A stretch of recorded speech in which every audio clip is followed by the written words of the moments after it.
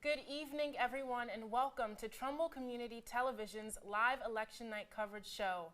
My name is Naomi Mickens, and I am one of your hosts this evening. I am a member of Trumbull High's We the People team, and at Trumbull High School, I am also involved in Soaring Eagle Studios, a club I started during my junior year that focuses on amplifying student voices and giving my peers the opportunity to create their own content while sharing the latest school news. Beyond that, I participate in Shades, Model Congress, Eagle's Eye, the Interact Club, and a few other extracurriculars, both inside and outside of school, that allow me to stay engaged with my community and continue to learn about leadership, communication, and service. I am so excited to be here tonight as we follow the results, highlight the importance of local civic engagement, and celebrate everyone who took part in shaping our town's future. With me at the desk are two other members of my team. Good evening, everyone. My name is Sean Galla, and I am also on Trumbull High's We the People team. In addition to We the People, I am also the president of Trumbull High's National Latin Honor Society, where I work to create service projects to give back to the school and our community. We host many fun events for students, regardless of their Latin knowledge, including trick-or-treat scavenger hunts around the school, or even learning how to tie a Roman toga. I am also a long-standing member of Model Congress, where I debate against students across the country about legislation that we create. Finally, this will be my fourth year as a teammate on Trumbull High's volleyball team. I am excited to be with you all this election night and cannot wait to share the results as they come in later on this evening. Hey there, my name is Jude Magnotti. I'm also a member of Trumbull High's We the People team. Along with We the People, I'm an active member of THS Thespians and co-founder and co-president of Soaring Eagle Studios, which I started with Naomi during our junior year. Together, we have prepped live shows, organized club meetings, and pushed the boundaries of audio-visual participation at Trumbull High. Additionally, as a four-year member of Eagle's Eye and as editor-in-chief, I've written over 200 articles for the paper, as we have delivered student news and voices to the masses for our website at thseagleseye.com. We're excited to bring you the results from our 2025 municipal elections this evening as they come in from the polls. But first, Naomi will tell you a little bit more about the We the People program. Yes. Simply put, We the People is a nationwide competition on our Constitution. We the People is a program through the Center for Civic Education that was developed in 1987 and adopted by the Commission on the Bicentennial of the U.S. Constitution, chaired by the late Chief Justice Warren E. Burger. It was designed to encourage young people to develop a deeper understanding of their Constitution and to strengthen their commitment to civic engagement and local public service. The program challenges students to think critically about complex constitutional issues, research historic court cases, and apply those lessons to modern-day events. Through practice hearings, what we call fire squads, in-classroom presentations and debates, students, including myself, don't only strengthen their public speaking and analytical skills, but also gain a stronger appreciation for how our democracy works. Trumbull High School has proudly participated in this program since its inception, and we've had great success here in Trumbull. Over the years, our team has built a legacy of excellence, winning 29 state championships and representing Connecticut on a national level numerous times. This year, we're hoping to bring home number 30. Yes, and as we prepare for another exciting state competition, it's a great time to take a closer look at how the We the People program actually works. So, we are divided into 6 units, and they each focus on a certain area. Each unit is given 3 separate questions to research, become experts on over months of preparation. The students prepare 4-minute opening statements for their 3 topics, and then will be questioned on one of them by a judging panel of lawyers, professors, community organizers, etc. I'm a member of Unit 4, the lobbyist, and my unit deals with answering the question, how have the values and principles embodied in the Constitution shaped American institutions and practices? We need to know everything about all 3 branches of our government and how they've evolved in relation to the Constitution over time. We combine a mix of historical knowledge with awareness of current events to explore the stability of constitutional principles in the past, present, and future. I learned a love of civics from my sister, Josie, who was a former member of Unit 4 during Bison 2019. With help from her, Miss Bolin, and my fellow Bison members, I hope to be a valuable part of my unit and Bison's eventual quest for number 30.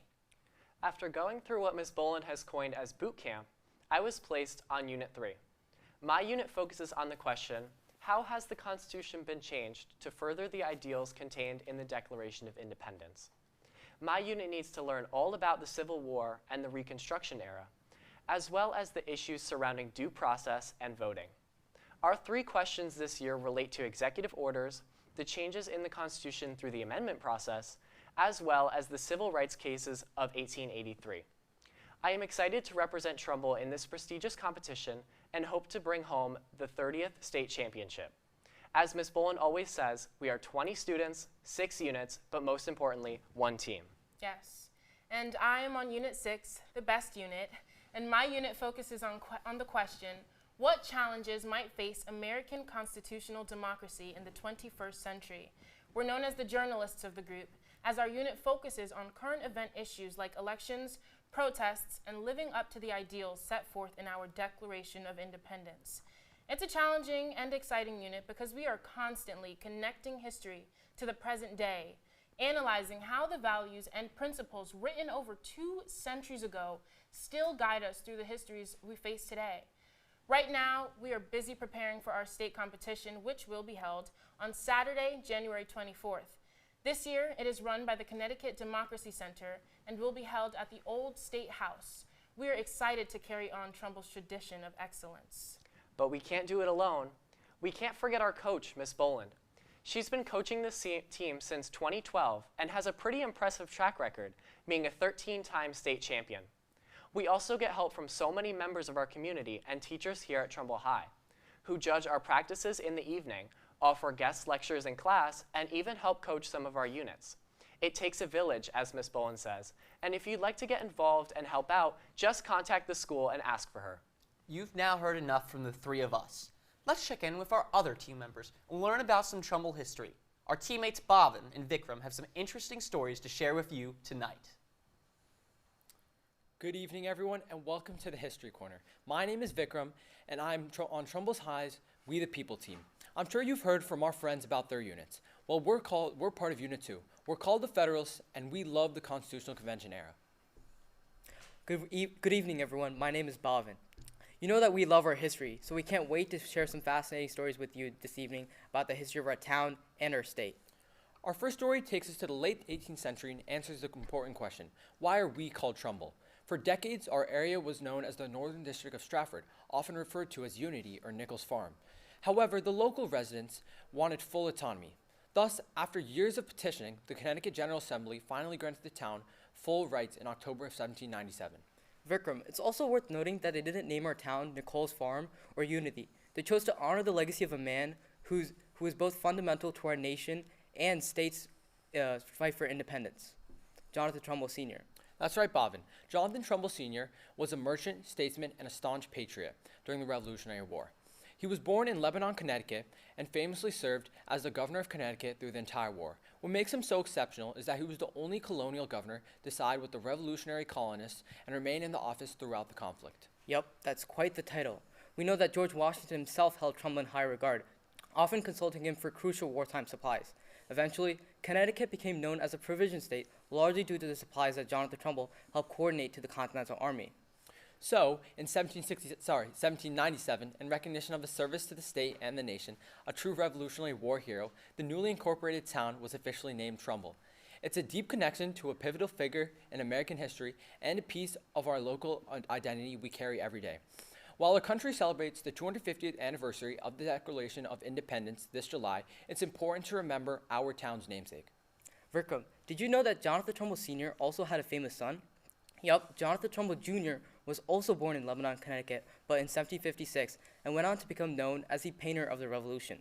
He studied art in London under Benjamin West, and went on to paint some of the most iconic images of the early American history. This includes the Declaration of Independence, the surrender of Lord Cornwallis, and the resignation of George Washington. These hang in the U.S. Capitol Rotunda today, and if we win states in January, hopefully we'll see them in person this spring. What an amazing family. Thank you for joining us for our first story on local historical legends. We will be back soon with another one for you soon. Thank you, Bhavin and Vikram. Great history to learn. So that's why we had to take that picture over the summer in front of Jonathan Trumbull. I know. In the beginning of our journey on bison, we were assigned to take a picture in front of the Jonathan Trumbull statue at our town hall. And as many of us arrived, we saw a sign in front of his picture that had words. And it's just important to remember that if we don't take the time to learn about our local history, no one else will teach it to us. So it is important that we go into every day and every lesson knowing that there is something behind it, like all there was to know just now about Jonathan Trumbull. I think in particular, Trumbull, as a historical town, it's really important to know its history, what's going on, especially during the Revolutionary period. I think every time I drove by that statue, I always wondered about the history and the history of the man there, but I think it might have been until this moment that I realized that there was two Jonathan Trumbulls. You know, I saw Jonathan Trumbull Jr.'s paintings when I was in Washington, D.C. last November for a model Congress trip. His paintings really shaped the Revolutionary War. Naomi, what do you... Yeah, I would love to point out our Trumbull Historic Society, which does a phenomenal job educating our local and abroad youth and adults of all ages on local histories that impact us every day. For example, recently, I know we'll hear about a little later on, Nero, they did an amazing exhibit and introduction of him to our local community, informing people how some of the biggest histories connect right back to our home, Trumbull, Connecticut. Now, we would like to move on to THS Happenings with Maria and Sasha. Good evening, Trumbull, and welcome to our THS Happening segment. My name is Sasha. I'm a member of Unit 2 on Trumbull High's We the People team. Good evening, everyone at home. My name is Maria, and I'm a part of Unit 4 on Miss Boland's We the People team. We're both excited to share with you all a few events happening on campus this month. We're excited to talk about the achievements of our fall teams. Our boys golf did great at FCX. Patrick Lewis sank a hole-in-one at the FCX Championships, and Stephen Miklos was named the Boys Golf FCX MVP. Wow, that's some great news to hear about our boys golf team. Are there any other notable things that happened recently with our fall sports? Of course. Girls swim recently had FCX finals this past Saturday at Greenwich. Girls cross country finished 10th at the state opens. The girls volleyball team competed in the first round of the state tournament tonight against West Hill, and they won. Our girls soccer team played in the second round today against Amity. Best of luck to them. I want to highlight another achievement from our fall sports. Congrats to senior Addison Hofer for winning this year's FCAC Field Hockey Courage Award. Each year, the award goes to a person who has demonstrated outstanding courage throughout the years in overcoming an obstacle. She did this while still displaying a dedication to and love of the game. The team traveled to McMahon to support her. That sounds great. Congrats to Addie. Before we talk about our winter sports, we want to quickly remind our seniors that sign up for the annual Powder Puff game is now open. We're looking for girls to play football and for boys to volunteer as coaches. Sasha, can you tell us the details? Sure. The game will be on November 21st at 6 p.m. and the gates will open at 5:30 p.m. All proceeds collected will go to the Class of 2026 Activities Fund. Looking forward to seeing the turnout for that. Now let's shift gears to our winter sports, which will be starting soon. For anyone interested in winter sports, registration is open now on the Trumbull Athletics website. Tryouts begin towards the end of November, and all the details are posted on the site for each sport. We just want to give a quick shout out to our wrestling team, as the girls wrestling team is growing and are looking to recruit more members. Trumbull Girls Wrestling won the first SEAC tournament last year and are looking forward to another great season. Anyone interested, please see Coach Anderson in the gym with any questions. That sounds like a great opportunity. Sounds like the athletics at Trumbull High are doing great, and we can't wait to see what our upcoming winter sports will achieve. Well, thank you for that, Maria and Sasha. Speaking of sports, Sean, you mentioned a little bit earlier that you're a four-year player on Trumbull High's volleyball team. You go into a little bit of what it's meant to be a student athlete. Yeah, so I've been playing sports all my life, and I've had to learn what it means to be a student athlete. As this will be my fourth year playing for the Trumbull High volleyball team, I've had to learn what that student always comes first. Players cannot participate in games or practices without maintaining a certain grade point average. So it's important to make sure that if you are a student watching at home, to remember that student comes first. I am excited for what is to come next spring for our team, and as we aim to bring home both FCAC and state championships. So Jude, you're an active member of theater. Tell us about the play that's coming up. Well, I'm not in the play this year. However, I have been involved as an usher and a crew member. This year, Trumbull High is putting on a production of Puffs, which, if you didn't know, is a 2016 spoof of the popular franchise Harry Potter, featuring Harry Potter's most unnotable but equally lighthearted house, the Hufflepuffs. Tickets go on sale, I believe, last week, and then they have performances on Friday and Saturday, $5 at the door. So, if you're looking forward to a night of magic, fun, and laughter, then Puffs is for you. Thank you, Jude. Now we're going to go to our next corner, which is Civics Matter, and that is with Yoshida and Anavarth. Good evening, everyone, and welcome to Civics Matters. I'm Yoshida and currently a member of Unit 6 on Trumbull High's We the People team.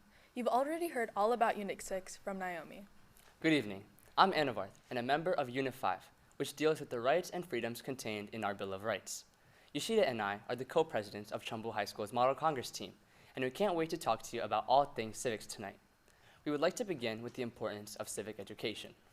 So, why is civic education important in creating informed and active citizens? Civic education is important because it helps people understand how government and society function, giving them the resources to make informed decisions and hold leaders accountable.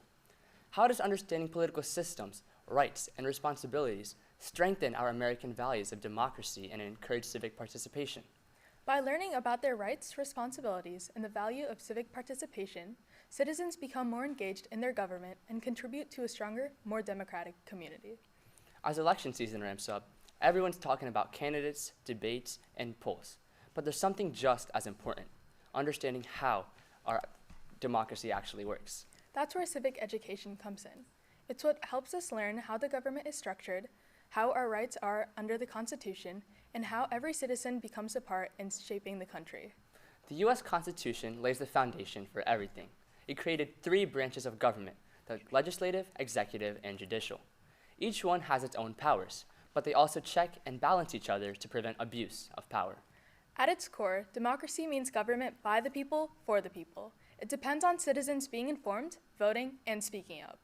And civic education is what prepares us to do that. It gives us the tools to understand issues, evaluate sources, and make decisions based on facts, not just opinions and what you see on social media. So, civic education isn't just another class or concept. It's what keeps our republic alive and thriving. After the Constitutional Convention, Benjamin Franklin was asked what form of government was created, and he said, "A republic, if we can keep it." It is our job to make sure that our republic is kept alive. And keeping that republic alive starts with civic engagement within our own community. And having a strong grasp on how our government works is the first step towards changing it for the better. Thank you, Anavarth and Yoshida. Civics is very important. So recently in class, we had an assignment where we had to record a video to get out the vote. Hopefully this voting year, we had a great turnout. Yes, as those videos that Sean mentioned, they were extremely fun to create. We had an opportunity to bond with our units. Like I said, I'm a member of Unit 6, so I had the opportunity to film with Yoshida and Alec. It was super fun. We went to the town hall and we just recorded some clips of why it was so important for everyone to get out and vote. And we hope that the fruits of our labor and going out in the cold fall to record this video encouraged you guys at home and all of those who voted to vote. And we are super excited to see your voice represented in tonight's results. Yes, I think there's a misconception that local politics doesn't matter and that people think it's not worth voting, but I disagree fully. I believe that local politics and being involved in local politics are your first level and representing. Oh, looks like we got results in from District 1. Let's take a look, shall we? So, it looks like for Town Council District 1, our top 3 are Mike Booswell, Mike Colohan, and Steven Spillane as our top 3 winners. Now, congratulations to them, but remember, these totals do not include absentee ballots. Currently, we have members of Rho Kappa and other members of our Vice team at the polls ready to collect the final votes. We'll be updating you throughout the night with voting results and election results. Congratulations to the winners, and we hope that you can bring Trumbull further and further into the future. Now we will be moving on to our History Corner with Bhavin and Vikram. Good evening, everyone. It's great to be back. Our first story focused on Jonathan Trumbull and his son. Now our next story is going to shine light on another remarkable figure from the Revolutionary War, who also called Trumbull, or what was then North Stafford, his home, Nero Hawley. Nero Hawley was an African-American soldier born into slavery right here in Trumbull around 1742. His life, truly, is a powerful example of fighting for freedom on 2 separate but connected fronts. In 1777, he enlisted in the Continental Army in place of his owner, Daniel Hawley, with the promise of freedom upon his service. Well, it looks like we have more results, Lynn. Let's go back to the main desk.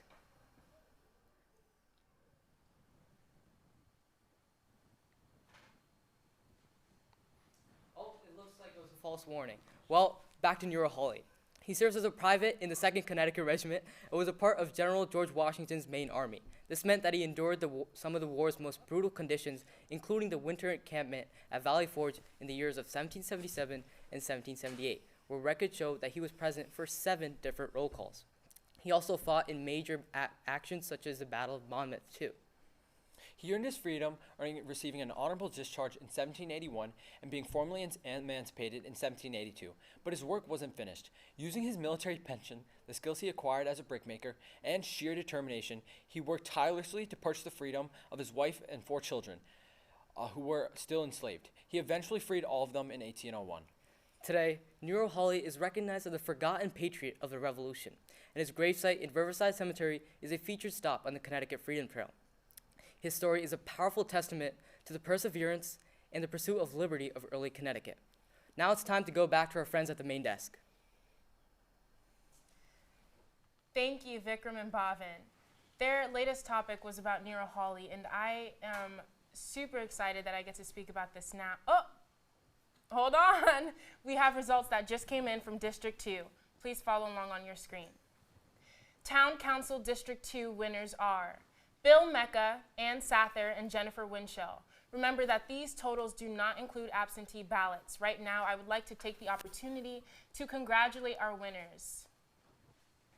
Now, back to Vikram and Bhavin. I would love to connect back to Nero Hawley. I had the opportunity in the beginning of Bison to perform a eulogy where I got to speak as the wife of Nero Hawley and highlight his entire life. I had the privilege of talking about his ambition, his strength, and his courage as a slave fighting to make sure that his family and loved ones were safe and able to be free.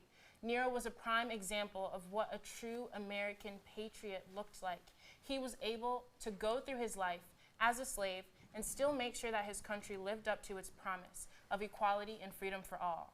Now, we'll move on to THS Happenings with Maria and Sasha. Welcome back, everyone. We'll be going over some general happenings at Trumbull High. We'll talk about some events that recently happened and then some opportunities and events that are coming up. Sounds great. We recently had our annual Fall Spirit Week with the notable sponsor of Senior Day on October 23rd. It was a big success and many seniors embraced the school spirit. Many sports teams and groups did group costumes, going all out. On Friday the 24th, we had our Pink Out Pep Rally and football game that day in support of breast cancer awareness. That sounds like a great event for a great cause. It was. Last weekend, our agriculture and aquaculture programs traveled to Indianapolis for the National FFA Convention. Our students represented the state of Connecticut and got to meet students from all around the country. Wow, that sounds like a really cool opportunity. We're so proud of all our THS Agri-Science students. Speaking of, our THS award-winning Golden Eagle Marching Band did it again. This past weekend, they placed second at the state competition and will be performing at MetLife Stadium in the coming weeks. Congratulations, everyone, and good luck. We also had our Hispanic Heritage Month celebration on October 15th with a student-led assembly. I was there. It was a great show. Over 20 students paid tribute to their culture with dances, poems, performances, some students even performing original compositions. Looks like we have some more results coming in.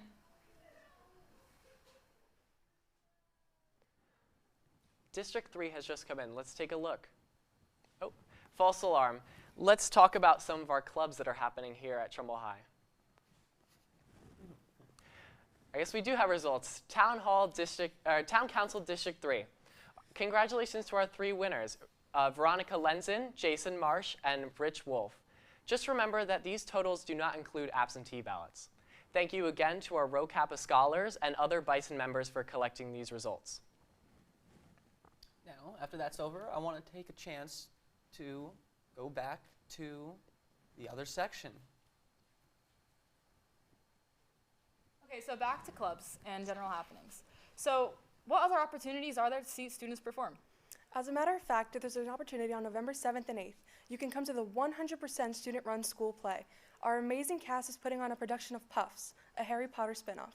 The doors open at 7, and tickets are $5 at the door. We just wanted to remind you all at home that our student-produced school yearbook is now available to order. Pre-order it online today at Herff Jones Yearbook Order Center using our school code of 14201. In other news, parent-teacher conferences will be taking place in the coming weeks. Elementary schools are on November 6th, middle schools on November 13th, and the high school will be on November 20th. For the parents watching, registration is now open. Make sure to sign up to meet your children's teachers. Back to our host at the main desk. Well, I'd like to take a chance to talk about some of the opportunities at Trumbull High, including our new clubs. Specifically, the club me and Naomi mentioned a little bit about before, Soaring Eagle Studios. Naomi, can you elaborate a little bit more on what we do? Absolutely. Well, Soaring Eagle Studios was launched as an opportunity for peers and students our age and younger and older to actively be a part of their community by being vocal and talking about what they care about the most, things inside of the school building and outside. It's used as a platform for students to create their own content, be behind the scenes, use the cameras, create the graphics, and speak about everything that they feel deserves to be highlighted. I know, Jude, why did you decide to start the club? Well, I first inquired about the club freshman year because there was no AV club, and I thought that was odd. I joined newspaper, but there was no other form of presentation at the school. For 2 years, that idea pretty much lay dormant until we had a wonderful advisor named Mr. Cochran come in and agree to manage the club. Yep, and absolutely. Mr. Cochran is wonderful, and of course we couldn't have done it all without Miss Laura Walden. She has been a tremendous help to us. Even tonight, helping us launch this live for election night, she has been an amazing assistance. And Sean, I know you're into Model Congress. Tell us a little bit about that. But first, looks like we have results. Let's take a look. The Town Council for District 4, congratulations to our winners, Anthony Dorsey, Ashley Gaudiano, and Carl Massaro. Just remember that these totals do not include absentee ballots. Thank you again to our Rho Kappa scholars and other Bison members for gathering these results. So, talking back to Model Congress, students involved in Model Congress, like myself, have to prepare legislation that reflects our own interests. Last year, I wrote a bill called the Floral Foam Biodegradability Act, as I was part of the Environmental Committee. Other students debated on topics about things like education, foreign affairs, or even science and intelligence. One bill that stood out to me was the Financial Literacy Education in All Public High Schools bill. I think that's a great idea, so all students have an understanding of what it means to be financially literate. Model Congress students will once again be traveling to Washington, D.C. for the annual Princeton Model Congress event. I, myself, will be part of the Supreme Court Special Committee, so I can debate on Supreme Court cases. But other students are busy writing their own unique bills leading up to the event.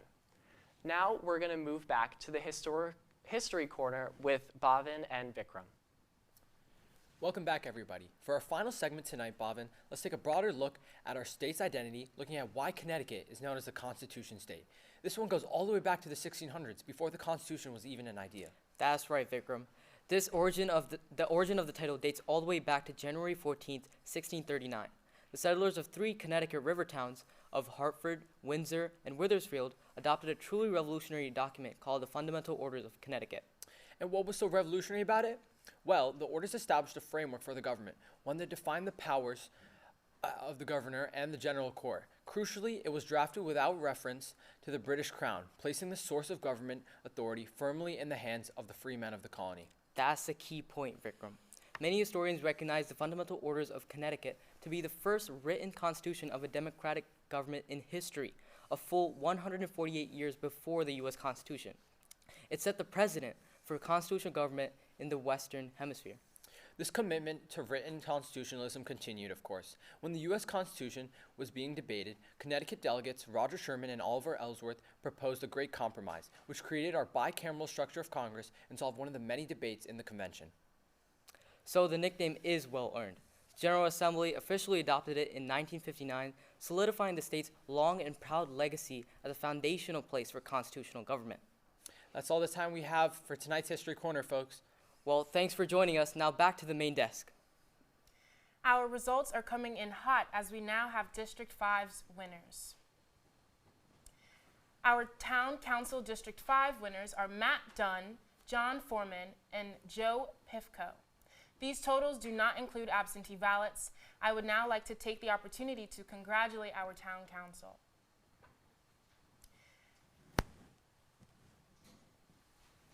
At this time, we'd like to move on to THS Happenings again with Maria and Sasha. Welcome back, everyone, to the final segment of the night. Aside from sports, our clubs have a lot going on right now. Jumping right into it, our Creative Minds Literary Arts magazine is currently accepting submissions. Creative Minds is an age-old institution that has existed at THS since the 1970s, and I'm proud to call myself its editor. Wow, over 50 years? That's crazy. What type of art does the magazine feature? The magazine features all types of art, from photography to paintings to short stories, and our first deadline is November 17th. You can submit using the Google form, which can be accessed through the QR code posted all over Trumbull High's bulletin boards or through the link on Instagram. I'll definitely be submitting some of my writing. Moving on to Model Congress, our team is currently preparing for Wilton's annual fall conference. Model Congress, as Sean said, is a club that lets students simulate the inner workings of Congress. On November 20th through 23rd, Model Congress's experienced members will travel to Washington, D.C. to compete at the annual Princeton Model Congress Conference. Best of luck to all the students competing. Make us proud. Our Poetry Recitation Club is also starting preparation for the annual state poetry recitation competition in the spring. Last year, we came second in the state with 14 medals across 11 different languages. I competed in Russian and French. And I competed in Ancient Greek. If you have a passion for languages, this is definitely the place for you. We're always looking to expand our membership. Our next meeting is November 15th in Senora Manso's room. I'll be there. You should also stop by the next STEM Club meeting. It's one of our newest clubs, aiming to get students engaged in science and engineering. Just last week, during the first meeting, members participated in a rocket launch workshop that taught them the basics of aerodynamics. That's so cool. Finally, we wanted to mention My Friend Abby, a local nonprofit dedicated to teen mental health. It is very important to spread awareness about youth mental health and to promote peer connections to improve social and emotional health. The next meeting is tomorrow, November 5th, and the group is always looking for new members to work towards this important cause. Thank you all for joining us tonight for a THS Happenings segment. We hope you all enjoyed learning about what's going on here at Trumbull High. Thank you, Sasha and Maria. Now, we'd like to take it back a little bit. I have a question for you guys. Who are your favorite historical figures and why? Well, for me, it would probably be Angelica Schuyler. Like Naomi mentioned earlier, we had a project where we had to create eulogies for founding fathers. So I chose Angelica Schuyler. I'm a big Hamilton fan, with my favorite songs being Satisfied and Schuyler Sisters. So I took the perspective of Eliza Hamilton and wrote a 4-minute speech for Angelica Schuyler. Jude, who did you write about? For my eulogy, I wrote about a forgotten founding father, but equally impactful, Edmund Randolph. If you didn't know, Edmund Randolph was a delegate from the Virginia to the Constitutional Convention. At this convention, he proposed the Virginia Plan, which remains the very framework and earliest version of the Constitution we have today. So, while his name isn't written down with the likes of George Washington or Alexander Hamilton, he's equally impactful in the way he presented his theories and his ideas, which eventually left to guide the nation. Absolutely. Now, this question for me is a little bit harder to answer, but I will propose a second one that I will also answer, and that is, if you could travel back in time or in the future to any decade, which would it be? Now, for me, I would likely travel back in time, maybe around the 80s and 90s. It sounds a little fun. I know our parents, we hear great stories from their college years and their high school years, and I would love to get to experience that. So I'd probably go back in time to the 90s or so. What would you say, Sean? Yeah, for me, I'd probably go even further back. I've been taking Latin here at Trumbull High for the past 4 years, so I would probably go back to the Roman era. I think it's very important to realize how our nation has been shaped by these very early civilizations. Jude, what about you? Well, there's so much history to unpack within the decades, but at the end of the day, I think I'd rather do something personal. Like Naomi said, I think I'd go back to the 1980s, try to find my dad, and hang out with him, get up some shenanigans, and take in that 80s culture vibe, and of course, my favorite, the really, really good music that has come out of the 80s. But if you had to ask me what historical generation I'd go back to, I'd probably go back to the early 1900s during Theodore Roosevelt's presidency to witness the beginnings of progressive era, the Gilded Age, and all the history that was happening around that time, including the golden age of journalism. That's my favorite historical piece. Absolutely. Jude, you mentioned music. If I'm not mistaken, you are a strong, important, and dedicated member of our marching band. Am I correct? Well, I used to be. My Yeah. freshman and 8th grade year, I was part of the THS marching band. This year, I believe they have MetLife this weekend. They had States last weekend. And in marching band, it's a very unique experience. Now, unlike Bison, it is a big commitment. But THS marching band is the heart and soul of music at Trumbull High. They always live up to their expectations, and they're always playing music for all to see at the football games and at their competitions. Now, Naomi, you mentioned being involved in Shades. Can you tell us a little bit about that? Absolutely. Shades is a wonderful club that Trumbull High has to offer that highlights the diversity in our schools and our local areas. Every month, we highlight whichever ethnic group is celebrating their history. This month is Native American History Month, and we are making bulletin boards, we are putting on presentations, creating displays that students and teachers are able to see on their ways to and from their classrooms. Shades has been an incredible part of Trumbull High School. They really do a great job of getting the education out that should be spread to all of our students and faculty. In fact, every month we have a dedicated set of students that put together these events. We are trying to get more students engaged in these clubs. We have so many to offer. I mean, our clubs range from forensics all the way to Shades, all the way to debate. Now, we are going to just recap results starting in a few. Again, District 1, Town Council, we have Mike Buswell, Mike Colhan, and Stephen Spillane. District 2, we have Bill Mecca, Ann Sather, Jennifer Winchell.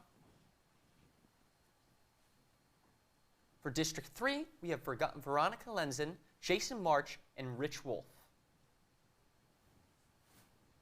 For District 4, we have Anthony Dorsey, Ashley Gaudiano, and Carl Mazzaro.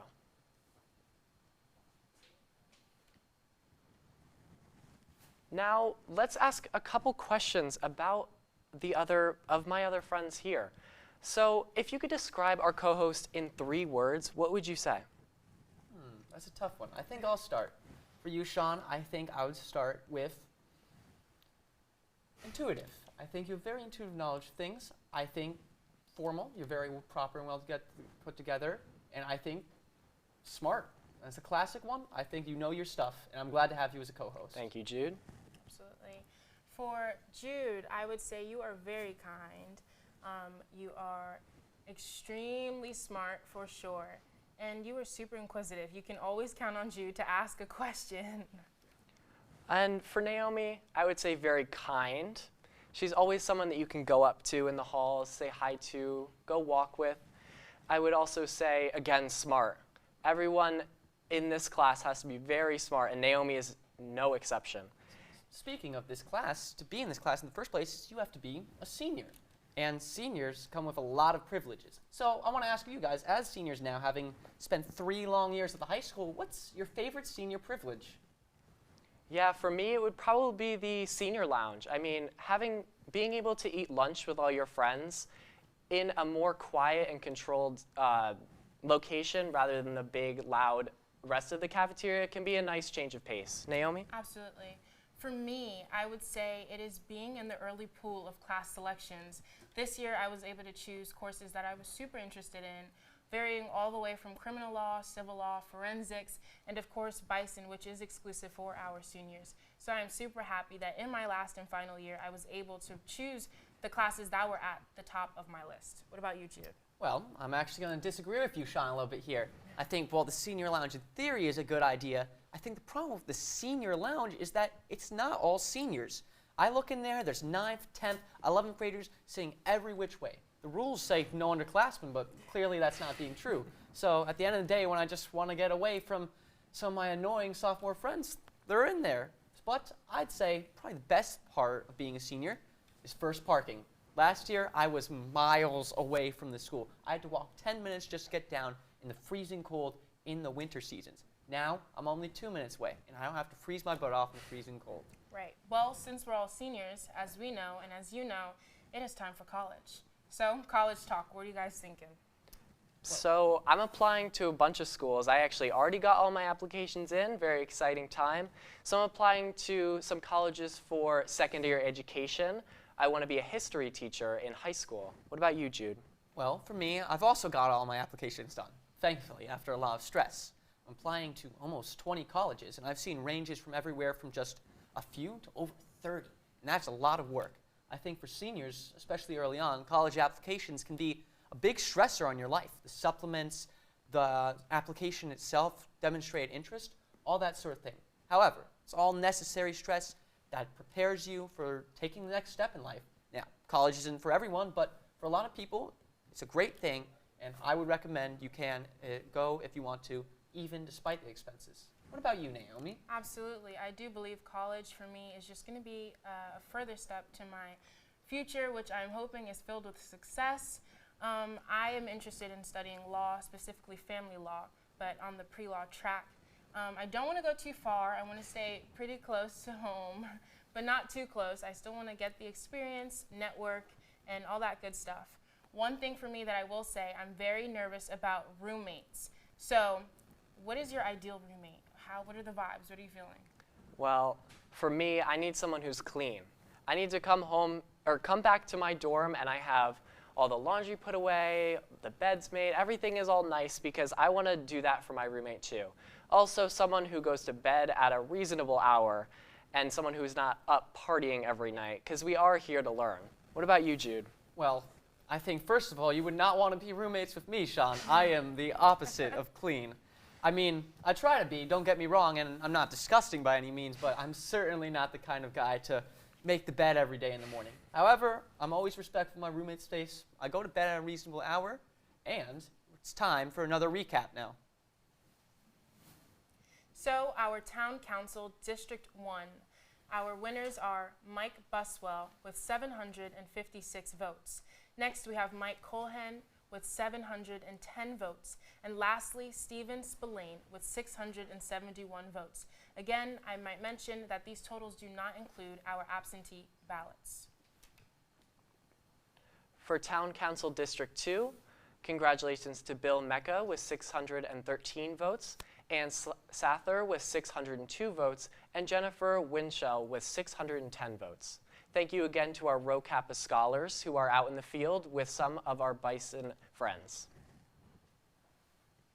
Now, for Town Council District 3, we have our winners, Veronica Lenzen with 684, Jason Marsh with 656, and Rich Wolf with 690. Like they said, this does not include absentee ballots, and we still have people out there taking in the final results. Next up, we have Town Council District number 4.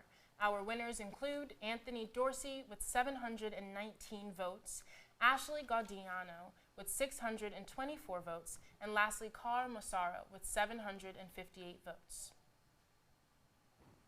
For Town Council District 5, congratulations to Matt Dunn with 522 votes, John Foreman with 540 votes, and Joe Pifko with 528 votes. Now remember that these totals do not include absentee ballots.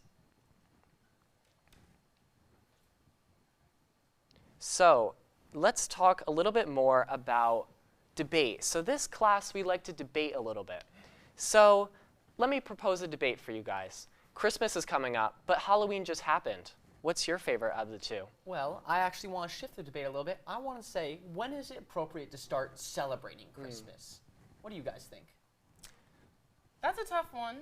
I definitely believe in living in the moment and taking time. So, when I am on the road and I am enjoying the fall and the pumpkin spice lattes and I see lights and I see all the Christmas decor, I do get a little sad. I think it's nice when we take time and appreciate the small things around us. So I definitely do think that we should first celebrate Thanksgiving before we get to any other festivities, because Thanksgiving is my favorite holiday, hands down.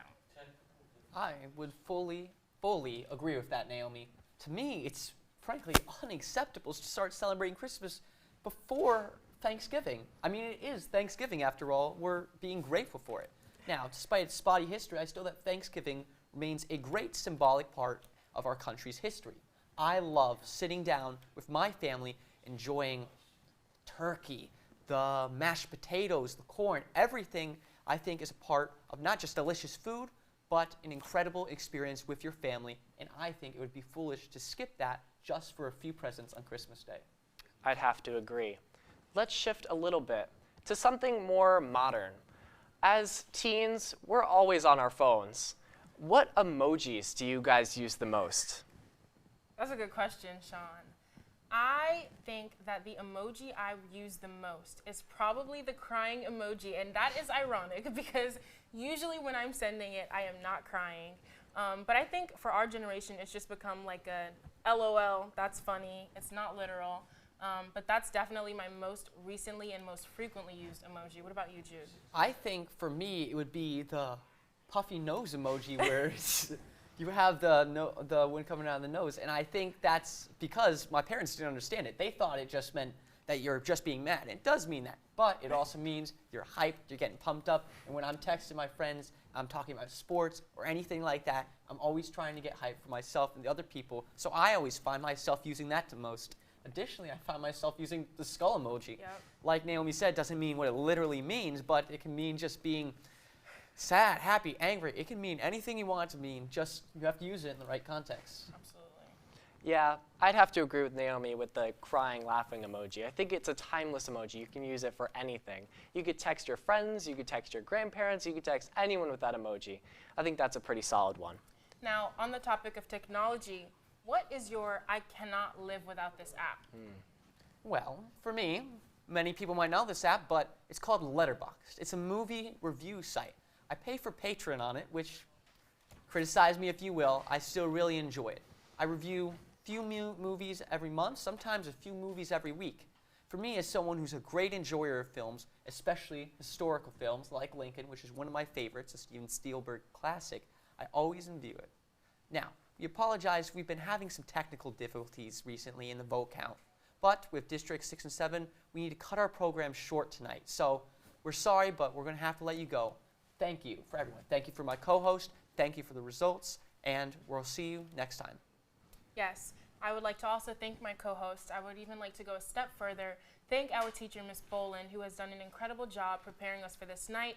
I would like to thank all of the crew who was in our control room, all of the supporters of TCTV who were able to come out and make tonight possible. Again, I'd like to thank Ms. Laura Walden, who has just been such a great help with tonight and making sure that everything goes perfectly and smoothly. And I would be absolutely remiss if I did not mention our Bison members who are at the polls and reporting us back the results, as well as all of those of Rho Kappa who were able to take time out of their night and help us make sure that tonight was as successful as it was. I would also like to thank my co-hosts for being with me tonight.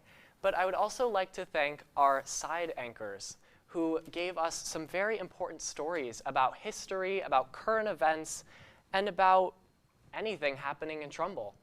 I would like to go a step further and thank our Rho Kappa scholars out in the field who have been collecting the votes, and also the rest of Bison who are either here with us tonight in the crew or out with Rho Kappa getting the votes. Thank you all, and have a great night.